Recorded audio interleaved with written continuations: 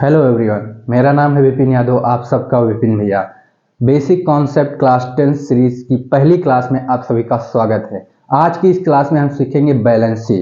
सबसे पहले हम ये जानेंगे कि आखिर बैलेंसी किसे कहते हैं। तो बैलेंसी भैया किसी एटम द्वारा या परमाणु द्वारा त्याग किए गए या ग्रहण किए गए या फिर किसी एटम से साझा किए गए इलेक्ट्रॉनों की जो संख्या होगी वही आपकी बैलेंसी कहलाएगी। अगर हम सीधी भाषा सरल भाषा में समझें तो उसको हम कह सकते हैं परमाणुओं की जो संयोजकता होगी, मतलब किसी भी एटम की जो संयोजकता होगी वो किसके बराबर होगी, बाह्य कोश में इलेक्ट्रॉनों की संख्या के बराबर होगी। बाह्य कोश में इलेक्ट्रॉनों की संख्या के बराबर होगी, वही उसकी संयोजकता कहलाएगी। अगर आप इस बात को समझ गए होंगे तो बैलेंसी निकालना बहुत ही ईजी हो जाएगा। थोड़ी दो चार बातें हैं जिनको आपको याद रखना है और अच्छे से समझना है। वो क्या है? पहली बात है नील बोहर का जो परमाणु मॉडल था उसे हम समझेंगे कि कोषों को उन्होंने कैसे डिवाइड किया। तो उन्होंने कुछ ऐसे, जैसे एटम के बाहर प्याज के छिलके जैसे होते ना, वैसे ही होते। एक परत हटाइए तो दूसरी परत हटाइए तो तीसरी परत। उसी प्रकार से जो है किसी भी एटम के बाहर जो है कोष होते हैं, ये ऐसे मॉडल होगा। अब इनका नाम है, जैसे ये वाला जो सबसे पहले वाला है इसको हम के कहते हैं, के कोष कहते हैं, और इसको A1 से भी प्रदर्शित करते हैं, चाहे 1 से डिनोट कीजिए चाहे के से, ठीक ना। दूसरा वाला इसको हम सीधे हैं, दूसरा वाला इसको हम L से, और इसको 2 से भी डिनोट करते हैं। दोनों में से किसी एक से आप कर सकते हैं। फिर 3 से, फिर 4 से, और 3 वाले का दूसरा नाम है M, और जो चौथा वाला है 4 नंबर है, इसका नाम है N। KLMN ये है हमारे कोष जिनका यही नाम है। अब इसमें हम देखें कितने इलेक्ट्रॉन भरेंगे, जैसे के कोष में कितने इलेक्ट्रॉन भरेंगे या पहले कोष में कितने इलेक्ट्रॉन भरेंगे, L में, M में, N में कितने इलेक्ट्रॉन भरेंगे। तो उसको निकालने के लिए आप कर सकते हैं क्या, 2n का होल स्क्वायर। इसका प्रयोग करके आप किसी कोष में कितने इलेक्ट्रॉन फिल होंगे उसका पता लगा सकते हैं। जैसे के मतलब 1 कोष, तो n की जगह क्या रखेंगे, 1 रखेंगे, और 2 है तो 1 का स्क्वायर 1 और 2, तो यानी कि इसमें जो आपके के कोष है इसमें कितने भरेंगे टोटल, इसमें टोटल आपके इलेक्ट्रॉन फिल होंगे 2। अब L वाला यानी कि 2 यहाँ रखेंगे तो 2 2 जा 4 और 2 8, यानी कि L में कितने इलेक्ट्रॉन भरेंगे 8। फिर M में 3, तो यहाँ n की जगह 3 रखेंगे तो 3 का स्क्वायर करेंगे 9, 9 को 2 से मल्टीप्लाई तो कितना हो जाएगा 18। फिर n में कितना हो जाएगा 4 रखेंगे, 4 का स्क्वायर 16, 16 का मल्टीप्लाई 2 से करेंगे कितना आ जाएगा भैया 32, यानी कि k में इलेक्ट्रॉन जो फिल होंगे वो 2, L में 8 और M में 18 और N में 32 इलेक्ट्रॉन फिल होंगे। ऐसे आप किसी भी कोषों की में कितने इलेक्ट्रॉन फिल होंगे उसको पता कर सकते हैं। आपके लिए ये इंपॉर्टेंट है कि कोष इससे ज़्यादा आपको बैलेंसी निकालनी भी नहीं पड़ेगी, लेकिन आप इस मेथड को अगर समझ गए तो पीरियोडिक टेबल में किसी भी एटम की जो है बैलेंसी निकाल सकते हैं। KLMN कोष होते हैं, K में 2 इलेक्ट्रॉन फिल होते हैं, L में 8 और फिर क्या है M में 18, N में 32 इलेक्ट्रॉन फिल होते हैं। इस बात को आपको गांठ बांध लेनी है। दूसरी बात, अभी जब एग्जाम्पल करेंगे तो सारी बातें और अच्छे से क्लियर होंगी, अभी इसे देखते जाइए। ये हमारी थी पहली बात। दूसरी बात क्या है भैया, अगर, क्योंकि हमने बताया कि बाह्य कोष में इलेक्ट्रॉनों की जो संख्या होगी वही एटम की संयोजकता होगी, तो अगर बाह्य कोष में जो इलेक्ट्रॉन बचते हैं, अगर एटम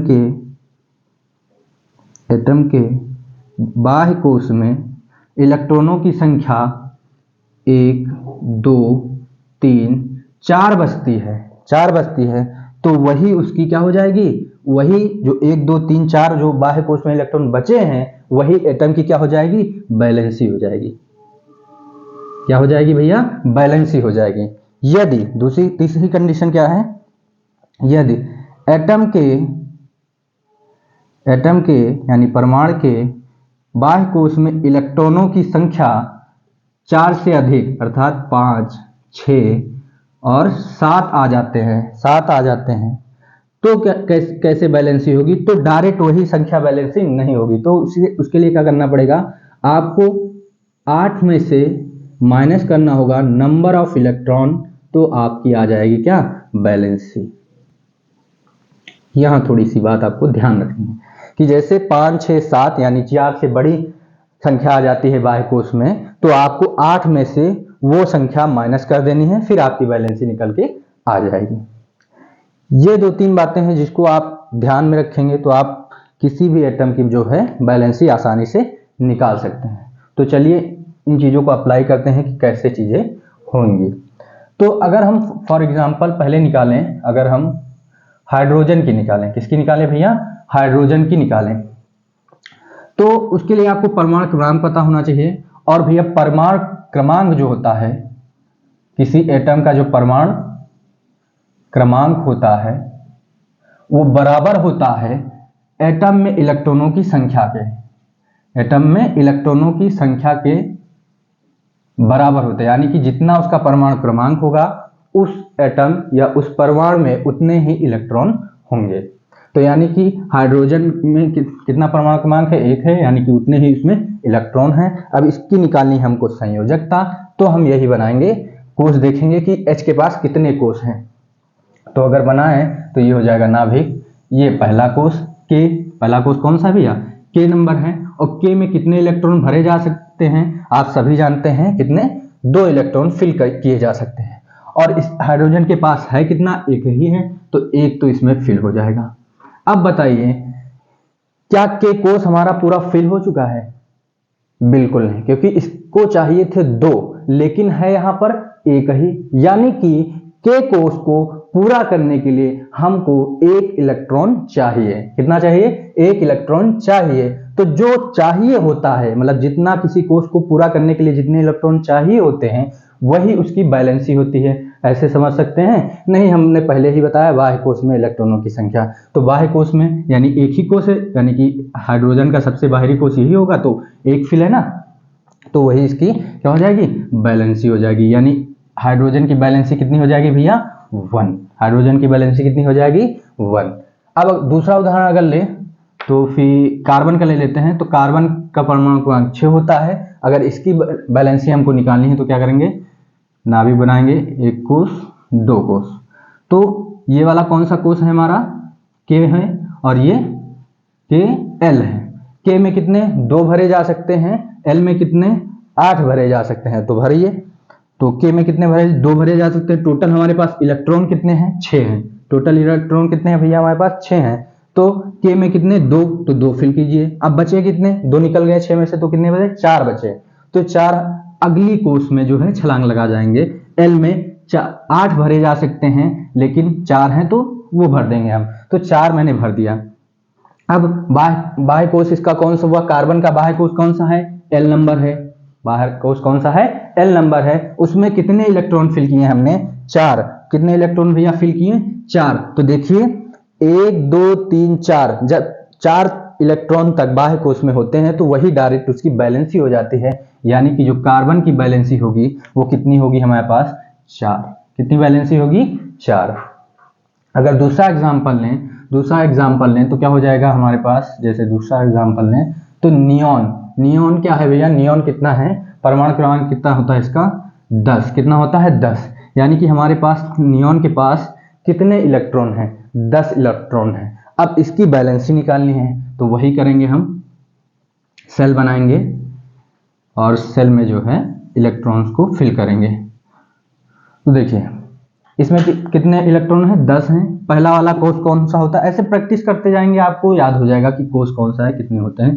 कोष कौन सा? L होता है, K होता है, फिर L होता है, फिर क्या होता है? M होता है। तो देखिए K में कितने इलेक्ट्रॉन फिल किए जा सकते हैं? आप सभी जानते हैं 2 इलेक्ट्रॉन, तो 2 फिल कीजिए। 10 में से 2 निकल गए। टोटल कितने इलेक्ट्रॉन हमारे पास शेष बचे? 8। L में कितने भरे जा सकते हैं? 8 इलेक्ट्रॉन भरे जा सकते हैं और 8 ही हमारे पास बचे हैं। तो एक बात यहाँ पे जो है, एक बात ध्यान रखनी है, ऑक्टेट रूल भी आपको थोड़ा सा ध्यान रखना है। कौन सा भैया? अष्टक रूल भी, अष्टक नियम भी थोड़ा सा ध्यान में रखना है। अष्टक नियम क्या कहता है कि हर वो एटम अपना घर बनाना चाहता है, स्टेबल रहना चाहता है। अगर किसी एटम, किसी परमाणु के बाह्य कोश में या कोशों में जो है 8 इलेक्ट्रॉन हो जाते हैं तो वो जो एटम है वो क्या हो जाता है, स्टेबल हो जाता है। और हर व्यक्ति भी स्टेबल ही होना चाहता है, ये तो एटम की बात है। यानी कि हर एटम स्टेबल होना चाहता है और स्टेबल तभी होगा जब उसके पास बाह्य कोश में 8 इलेक्ट्रॉन हो जाएंगे। तो इसके पास देखिए 8 ही बचे हैं और बाह्य कोश इसका, इसमें 8 भर देंगे तो 8 2 10, 10 इलेक्ट्रॉन खर्चा हो गए ना। तो बाह्य कोश इसका कौन हुआ, नियॉन का बाह्य कोश कौन सा हुआ, एल नंबर हुआ।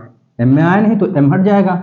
बाह्य कोश कौन सा हुआ, एल वाला हुआ। और एल में कितने इलेक्ट्रॉन फिल हैं भैया, 8 इलेक्ट्रॉन फिल है। यानी कि इसका बैलेंसी पूरा हो चुका है और ये स्टेबल हो चुका है। बाह्य कोश इसका क्या है, स्टेबल है।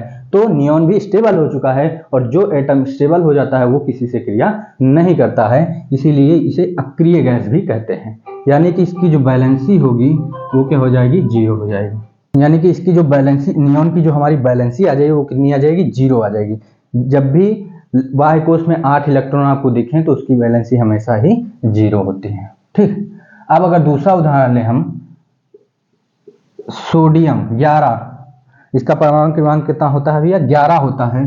तो अगर इसको हम करें तो कैसे कर सकते हैं, ये हमारा नाभिक हो जाएगा, पहला सेल, दूसरा सेल, तीसरा सेल। नंबर में भी तो हम सेलों का नाम ले सकते हैं, 1 2 3 4, है ना। तो ऐसे अब अगर इसमें हम फिल करें, इसमें अगर हम फिल करें तो कैसे फिल कर सकते हैं, टोटल हमारे पास 11 इलेक्ट्रॉन है, टोटल हमारे पास 11 इलेक्ट्रॉन है क्योंकि परमाणु क्रमांक ही इसका 11 है। और पहले कोश में यानी फर्स्ट सेल में कितने भरे जा सकते हैं इलेक्ट्रॉन, 2 इलेक्ट्रॉन भरे जा सकते हैं, तो 2 हमने भर दिए। दूसरे में यानी कि एल में कितने इलेक्ट्रॉन, 8 इलेक्ट्रॉन भरे जा सकते हैं, तो सीधे हम 8 भर देंगे। यानी 8 2 10, 10 इलेक्ट्रॉन हमारे खर्चा हो चुके हैं। अब बचा कितना है, 1 इलेक्ट्रॉन बचा है, तो 1 इलेक्ट्रॉन हम दूसरे सेल में भर देंगे। दूसरे सेल में वो छलांग लगा के चला जाएगा। तो फाइनली कौन से सेल में 1 हमने भरा है, एम वाले कोश में जो हमने 1 इलेक्ट्रॉन फिल किया है। तो इसको उसकी कोई जरूरत ही नहीं है, ठीक ना, इसको उसकी कोई हमको जरूरत नहीं है। तो के एल एम यानी कि बाह्य कोश इसका कौन सा है, एम वाला है। बाह्य कोश कौन सा है, एम वाला है। और इसमें कितने इलेक्ट्रॉन है, 1 इलेक्ट्रॉन फिल किए हैं। और बाह्य कोश में इलेक्ट्रॉनों की संख्या को ही एटम की बैलेंसी या संयोजकता कहते हैं। यानी कि जो सोडियम है इसकी बैलेंसी कितनी हो जाएगी, 1। बैलेंसी कितनी हो जाएगी भैया, 1। अगर और अच्छे से इसको समझें, आप परेशान बिल्कुल ना होइए, पहले इसे डिटेल में समझेंगे, अभी ट्रिक भी बताएंगे। लेकिन चीज़ें जब डिटेल में समझ जाते हैं तो ट्रिक अपने आप समझ में आ जाती है, उसको रटना नहीं पड़ता। अगर डायरेक्ट आपको हम ट्रिक बता देंगे तो उस ट्रिक को आपको रटना पड़ेगा। फाइनली कुछ ना कुछ आपको रटना ही पड़ेगा, लेकिन हम किसी चीज़ को भी रटने वाले नहीं है। तो पहले हम चीज़ों को अच्छे से समझेंगे, फिर ट्रिक भी अप्लाई करेंगे। अगर हम दूसरा उदाहरण लें, 15 फास्फोरस, कितना, 15 फास्फोरस। अगर इसका निकालना हो तो क्या करेंगे, वही सेल बनाएंगे, जितने सेल की आवश्यकता होगी। तो सेल बनाए, 15 इलेक्ट्रॉन थे। पहले वाले में 2 इलेक्ट्रॉन फिल किए जा सकते हैं, दूसरे वाले में 8 इलेक्ट्रॉन फिल किए जा सकते हैं। देखिए दूसरे वाले का नाम दूसरा भी कह सकते हो सेल, उसको एल भी कह सकते हो, उसमें 8 फिल हो सकते हैं, तो 8 मैंने फिल कर दिए। टोटल हमारे पास 15 थे, 8 2 10 हमने खर्च कर दिए, बचे हमारे पास 5 हम इसमें भर देंगे। तीसरे सेल में हमने भरा 5। और उसका क्या कहते हैं, फास्फोरस का जो है बाह्य कोश में कितने इलेक्ट्रॉन है, 5 हैं। कितने इलेक्ट्रॉन है भैया, 5 हैं। अब आपको इस बात को ध्यान में रखना है कि किसी एटम के बाह्य कोश में इलेक्ट्रॉनों की संख्या यदि 5 6 7 होती है, यानी 4 से अधिक होती है, तो आपको एक छोटी सी बात याद रखनी है कि बैलेंसी निकालने के लिए क्या करना है, आपको 8 में से माइनस करना है प्रेजेंट टाइम में बाह्य सेल में कितने इलेक्ट्रॉन हैं, इलेक्ट्रॉनों की जो संख्या है उसको माइनस कर देना है। तो 8 में से जब हम 5 माइनस करेंगे तो हमारे पास बैलेंसी कितनी आ जाती है, 3 आ जाती है। बैलेंसी कितनी आ जाती है, 3। यानी कि फास्फोरस की जो बैलेंसी होगी वो कितनी होगी, 3 होगी। जब भी 4 से बड़े नंबर आते हैं बाह्य कोश में, 5 आता है, 6 आता है, 7 आता है, तो 8 में से उस नंबर को माइनस कर देना। 8 आ जाएगा बाह्य कोश में तो वो स्टेबल हो जाएगा और उसकी बैलेंसी 0 हो जाएगी। दूसरा उदाहरण अगर हम लें तो आर्गन का ले लें, जिसकी परमाणु क्रमांक कितना होता है, 18 होता है। इसका अगर निकालना है तो हम निकालते हैं इसको भी तुरंत। तो पहले सेल में 2 फिल किए जा सकते हैं, पहले सेल में 2 फिल कर दिया। तीसरे में कितने फिल किए जा सकते हैं? 8 फिल किए जा सकते हैं। टोटल थे हमारे पास 18 और 8 2 10 हमने खर्चा कर दिए। कितने बचे? 8 बचे। और तीसरे सेल में यानी M वाले सेल में कितने भरे जा सकते हैं? 18। तो इसमें 8 तो भरे ही जा सकते हैं, क्योंकि 18 मैक्सिमम, इसमें कितने? 18 भरे जा सकते हैं, लेकिन हमारे पास 8 ही हैं, तो वो हम फिल कर देंगे। और जैसे ही किसी एटम के बाह्य कोश में 8 इलेक्ट्रॉन आ जाते हैं, वो एटम क्या हो जाता है? स्टेबल हो जाता है। वो एटम क्या हो जाएगा? स्टेबल हो जाएगा, और उसकी बैलेंसी क्या हो जाएगी भैया? शून्य हो जाएगी। यानी आर्गन की बैलेंसी भी क्या कितनी होती है? 0। कितनी होती है भैया? 0। इस प्रकार से आप किसी भी एटम को बहुत ही अच्छे से कवर कर सकते हैं।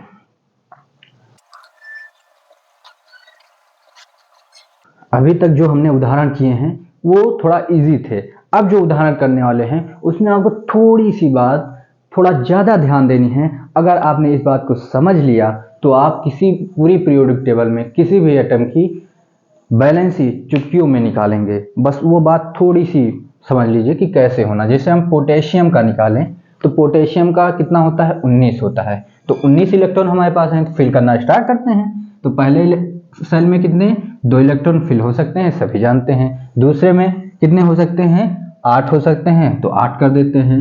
तीसरे में कितने हो सकते हैं? 18 इलेक्ट्रॉन फिल हो सकते हैं, और हमारे पास हैं कितने? 19 हैं, और उसमें से हमने 10 खर्चा कर दिए, तो टोटल बचे कितने हमारे पास? 9 बचे। कितने इलेक्ट्रॉन बचे भैया? 9 इलेक्ट्रॉन बचे। और तीसरा ही सेल है, और तीसरे सेल में 18 फिल कर सकते हैं। इस हिसाब से सीधे हम 9 लिख सकते हैं, राइट ना। और डिफिनेशन के अनुसार बाह्य कोश में इलेक्ट्रॉनों की संख्या कितनी है? 9 है, यानी कि बैलेंसी कितनी हो जाएगी? 9 हो जाएगी। ऐसा बिल्कुल नहीं करना है, आपको यहीं पे चीजों को ध्यान में रखना है। जब भी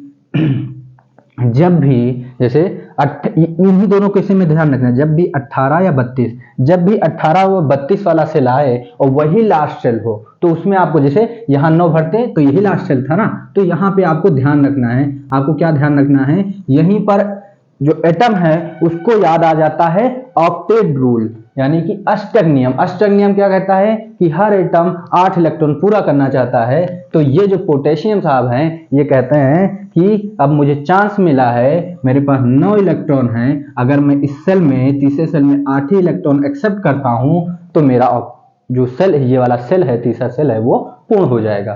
ठीक ना। तो वो पूरा कर लेता है, और जो बचा वो छलांग लगा के अगले सेल में चला जाता है। अगले सेल में कितना? 32 भर सकते हैं, लेकिन एक है तो एक भरेंगे, तो एक अगले सेल में जो है क्या होता है? ट्रांसफर हो जाता है। और बाह्य कोश कौन सा बन जाता है? चौथा वाला बन जाता है। देखिए पहला, दूसरा, तीसरा, चौथा, यानी कि इसको दूसरा नाम इसका क्या है?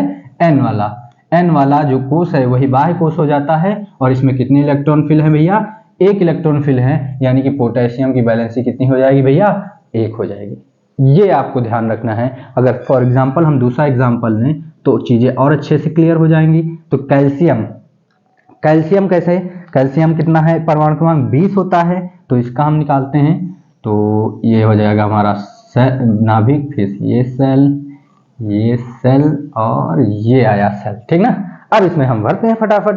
पहले में कितना? ऐसे याद करिए, पहले में कितना? 2 भर सकते हैं, दूसरे में कितना? 8 भर सकते हैं, तीसरे में कितना? 18 भर सकते हैं। यहीं पे आपको रुक जाना है थोड़ा सा। आप चेक कीजिए, 20 इलेक्ट्रॉन थे, 8 2 10 हमने भर दिए, कितने बचे?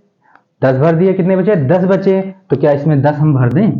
वही गलती जो वहां पे नहीं करनी है। 10 आप नहीं भर सकते, क्यों? क्योंकि मैंने बताया था जब भी 18 और 32 वाला ही सेल लास्ट सेल हो तो वहां आपको थोड़ा सा सावधानी बरतनी है। जितने इलेक्ट्रॉन है वो सारे नहीं भरने हैं, क्योंकि किसी भी एटम को वहां पर आ जाता है याद, कौन सा नियम? अष्टक नियम याद आ जाता है, और वो सिर्फ उस सेल में 8 ही भरना चाहता है, तो वो 8 भर लेगा। बचा कितना? 2 बचा। 8 में 2 बचा तो 2 अगले सेल में जो है जम कर जाएंगे, छलांग लगा जाएंगे। तो इसका बाह्य कोश कौन सा हुआ? पहला, दूसरा, तीसरा, चौथा बाह्य कोश जो है इसका अंतिम कोश हुआ। चौथा बाह्य कोश अंतिम कोश हुआ, तो यानी कि बाह्य कोश में कितने इलेक्ट्रॉन फिल है भैया? 2। तो यही इसकी हो जाएगी बैलेंसी। ये बात आपको याद रखनी है। अगर आपने ये बात याद रखी तो आप किसी भी एटम की बैलेंसी जो है चुटकियों में निकाल सकते हैं। अगर हम एक और उदाहरण लें तो आपको और अच्छे से चीज़ें क्लियर हो जाएंगी। कौन सा उदाहरण लेते हैं हम? उदाहरण अगर हम लें जिंक का बैलेंसी निकालनी है आपको, और इसका परमाणु क्रमांक होता है 30, यानी कि इलेक्ट्रॉन कितने हैं हमारे पास? 30 हैं। नंबर ऑफ इलेक्ट्रॉन कितने हैं? 30 हैं। फिल करना स्टार्ट करते हैं, उसमें कौन सी दिक्कत की बात है? तो फिल करते हैं, सेल बनाते हैं, first cell, second, third, fourth, चौथा सेल बन गया ना। अब देखिए भरते हैं, पहले सेल में 2 इलेक्ट्रॉन भर दिए, दूसरे सेल में 8 इलेक्ट्रॉन भर दिए, तीसरे सेल में 18। रुक जाना है, 18 और 32 पे थोड़ा सा थम जाना है, रुक जाना है, क्योंकि वहीं पे होता है खेल, वहीं पे हर एटम को याद आ जाता है अष्टक नियम। तो देखिए फॉलो करता है कि नहीं करता है, उसको समझते हैं। तो देखिए 8 2 10 इसने खर्चा कर दिए, टोटल इलेक्ट्रॉन हमारे पास कितने बचे? 20। टोटल इलेक्ट्रॉन कितने बचे? 20। और कौन सा सेल है? पहला, दूसरा, तीसरा। तीसरे सेल में हमको भरना है, और तीसरे सेल में 18 इलेक्ट्रॉन भरे जा सकते हैं, जिनमें हमारे पास है 20 इलेक्ट्रॉन, यानी कि 18 इसमें हम भर सकते हैं। क्यों भर सकते हैं? अभी तो नहीं भर रहे थे सर। 18 भर सकते थे, 9 थे और 10 थे, तो उसमें तो आपने नहीं भरा, उसमें 8 भरे। तो एटम को यहाँ थोड़ी सी जालसाजी में वो थोड़ा कंफ्यूज हो जाता है। कैसे? क्योंकि इसमें कितने हैं? 20 हैं, तो अगर 18 भरेंगे तो कितने? 2 बच जाएंगे, यानी कि एटम को अपना बाह्य कोष कंप्लीट करने के लिए एक चांस मिल जाता है, क्योंकि वो कोष स्टेबल हो जाता है ना। 8 इसमें भरे तो ये कोष पूरा फिल हुआ ना, लेकिन एटम स्टेबल नहीं होता है। एटम तभी स्टेबल होता है जब उसके सबसे बाहरी कोष में 8 इलेक्ट्रॉन होते, तब स्टेबल होता है ना। तो उसको अगर चांस मिलता है कि वो पूर्ण रूप से स्टेबल हो जाए, तो वो चांस कैसे छोड़ सकता है? इसलिए तीसरे कोष में हम 18 इलेक्ट्रॉन भर देंगे। जब भी आपको एम यानी तीसरा और चौथा दोनों में से कोई बाह्य कोष होता है और उसमें जितने इलेक्ट्रॉन भरे जा सकते हैं उससे ज्यादा इलेक्ट्रॉन हैं, तो आप टोटल उतने इलेक्ट्रॉन भर देंगे। जैसे 18 भर दिया, कितने बचे? 2 बचे, तो 2 बाहर जंप लगा जाएंगे, क्योंकि इसको एक चांस मिल गया। अगर कोई 6 इलेक्ट्रॉन दे देगा तो इसका ऑक्टेट पूरा हो जाएगा, अष्टक पूरा हो जाएगा, और पूरी रूप से ये स्टेबल हो जाएगा। अगर ये जो है, ठीक ना, बस यही है। तो ये कितने हो जाएंगे हमारे बाह्य कोष में? कितने? 2 इलेक्ट्रॉन है, यानी कि यही बैलेंसी इसकी हो जाएगी। आपको यहाँ थोड़ा सा ध्यान देना है, 1-2 क्वेश्चन प्रैक्टिस करने हैं, फाइनली आप जो है सीख ही जाएंगे। जब भी 18 और 32 वाली बात आए तो आपको थोड़ा रुक जाना है। अगर बाह्य कोष ही अंतिम कोष होता है तो वहां पे थोड़ा सा थॉट लगाना। अगर 18, जैसे मान लीजिए बाह्य कोष 18 होता, बाह्य कोष जो है आपका तीसरा होता है, बाह्य कोष कौन सा होता है? तीसरा नंबर होता है, और इसमें 18 भरे जा सकते हैं। लेकिन अगर 18 से लेस है, नंबर ऑफ इलेक्ट्रॉनों की संख्या क्या है? 18 से लेस है। 18 से लेस है या 18 से क्या है? इलेक्ट्रॉनों की संख्या क्या है? 18 से छोटी है, सॉरी 1 मिनट, इलेक्ट्रॉनों की संख्या क्या है? छोटी है किससे? 18 से, या उसके बराबर है। तो हम क्या करेंगे? जब छोटी या बराबर होगी तो हम अष्टक रूल फॉलो कराएंगे। कौन सा रूल? अष्टक रूल, यानी कि उसमें 8 ही इलेक्ट्रॉन उसमें से हम 8 ही इलेक्ट्रॉन फिल करेंगे ना भैया। जब भी आपके बाह्य कोष में इलेक्ट्रॉनों की संख्या 18 से कम या उसके बराबर होती है तो अष्टक नियम हम फॉलो कराएंगे, जैसे अभी हमने पोटेशियम और कैल्शियम में कराया था। 18 से बाह्य कोष तीसरा था, 18 से कम थे, 9 थे, 10 थे, तो हमने 8 फिल कराए, 2 जंप कराए, ठीक ना। वो आपको याद रखना है। अगर इलेक्ट्रॉनों की संख्या ज्यादा होती है, किससे? 18 से ज्यादा होती है, 18 से इलेक्ट्रॉनों की संख्या ज्यादा होती है, तो वहां पे वो अष्टक रूल जो है नहीं फॉलो करता है। मान लीजिए 20, जैसे अभी हमने देखा 20 थे, तो उसने 18 जो है तीसरे सेल में भर लेता है, क्योंकि उसको चांस मिल जाता है अपने आप को पूर्ण रूप से स्टेबल करने का। तो 2 बचे तो 2 अगले सेल में चले जाएंगे। अगर इसको 6 मिल जाए तो ये पूर्ण रूप से स्टेबल हो जाएगा, पूरी रूप से स्टेबल हो जाएगा ना। तो इसलिए उसको चांस मिल जाता है, इसलिए वो जो है उसके पहले वाले सेल में पूरे इलेक्ट्रॉन फिल कर लेता है, अगले जो बचते हैं उसमें भेज देता है। अगर आपने इस बात को बहुत ही अच्छे से समझ लिया है तो आप किसी भी एटम की जो बैलेंसी है वो बहुत ही आसानी से निकाल सकते हैं। अभी तो हमने जो फर्स्ट स्टेप जो डिटेल में था उसको समझा है, अब थोड़ा इसको शॉर्ट करते हुए जाएंगे और एंड में एक शॉर्ट ट्रिक निकाल लेंगे। तो देखिए अब इसको और शॉर्ट करते हैं। तो जैसे आपको बेरियम का निकालना है, इसका परमाणु क्रमांक कितना होता है, 5 होता है।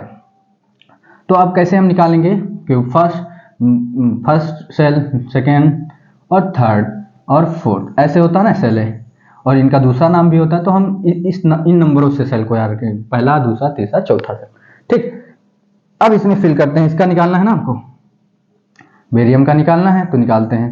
तो 5 इलेक्ट्रॉन है पहले सेल में, 2 फिल किए जा सकते हैं। पहले सेल में कितने, 2 फिल किए जा सकते हैं। फिर 3 बचे तो अगले सेल में, दूसरे सेल में 8 फिल किए जा सकते हैं। आप सभी जानते हैं जब 8 फिल किए जा सकते हैं तो यहाँ पे हम भर देते हैं कितना, 3 बचा, क्योंकि 5 थे तो 3 2 5, यानी बाय सेल कौन सा है, दूसरा है। और कितने इलेक्ट्रॉन है इसमें, 3 है, यानी इसकी वैलेंसी कितनी हो जाएगी, 3। वैलेंसी कितनी हो जाएगी भैया, 3 हो जाएगी। ठीक है। दूसरा उदाहरण अगर ले हम सिलिकॉन का ले लेते हैं, तो इसमें भरते हैं।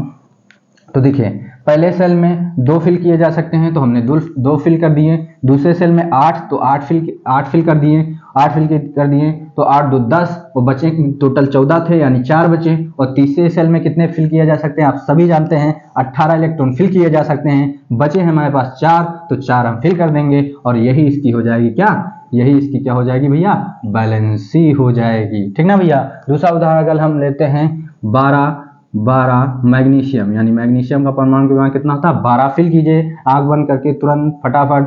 तो इसमें पहले सेल में 2, दूसरे में 8, कितना बचा, 8 2 10, 2 बचा, 2 फिल करेंगे। बैलेंसी कितनी, बायकोष, तीसरा बायकोष है, उसमें इलेक्ट्रॉनों की संख्या 2 है, वही आपकी हो जाएगी बैलेंसी। तो ऐसे सेकेंड स्टेप में ऐसे 2-4 एटम्स पे प्रैक्टिस करनी है। फिर और शॉर्ट इसको करते हैं और वही आपकी बन जाएगी शॉर्ट ट्रिक। कैसे, देखिए अब आपने पहले डिटेल में किया, फिर उसको टेबल बना के किया। अब आप जो है डायरेक्ट चीजों पर कर सकते हैं, क्योंकि आप सारी चीजों को समझ चुके हैं।